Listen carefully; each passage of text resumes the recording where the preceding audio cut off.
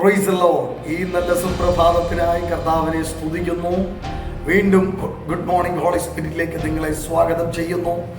ഇന്നത്തെ പകൽക്കാലത്തിൽ പരിശുദ്ധാത്മാവ് നിങ്ങളോട് പറയുന്നു, 121 സങ്കീർത്തനം 1 വാക്യം, ഞാൻ എൻ്റെ കണ്ണ് പർവ്വതങ്ങളിലേക്ക് ഉയർത്തുന്നു, എനിക്ക് സഹായം എവിടെ നിന്ന് വരും?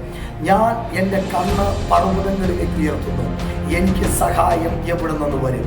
എൻ്റെ സഹായം ആകാശത്തെയും ഭൂമിയും ഉണ്ടാക്കിയ യഹോവയെങ്കിൽ നിന്ന് വരുന്നു.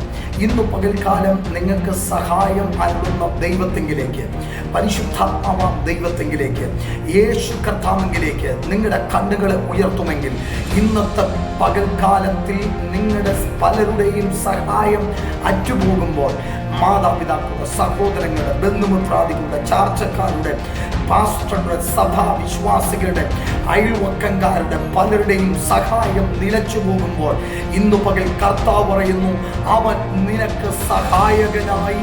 ഇന്നു പകൽ നിനക്ക് സഹായം വേണ്ടുന്നിടത്ത്,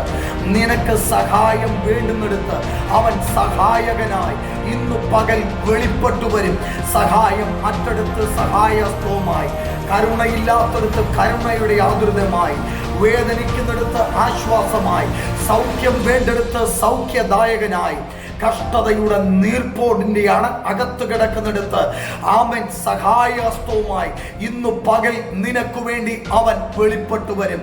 കഷ്ടതയുടെ കണ്ണുനീരുകളെ ആനന്ദത്തിന്റെ കണ്ണുനീരാക്കി മാറ്റി ഇന്ന് പകൽക്കാലം ദൈവം നിങ്ങൾക്ക് വേണ്ടി ഇറങ്ങി വരുന്ന പകലാണ്.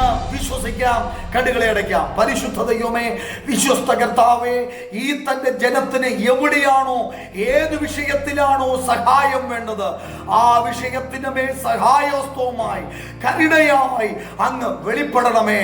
എൽഷദായിയായി, റാഫയായി, ശമ്മയായി, ഏലോഹിമായി, നിസിയായി, ജയറയായി ഇന്നത്തെ പകതന്റെ ജനത്തിനു വേണ്ടി അവിടുന്ന് വെളിപ്പെട്ടു വരുവാൻ ഞങ്ങൾ പ്രാർത്ഥിക്കുന്നു, യേശുവിൻ നാമത്തിൽ തന്നെ.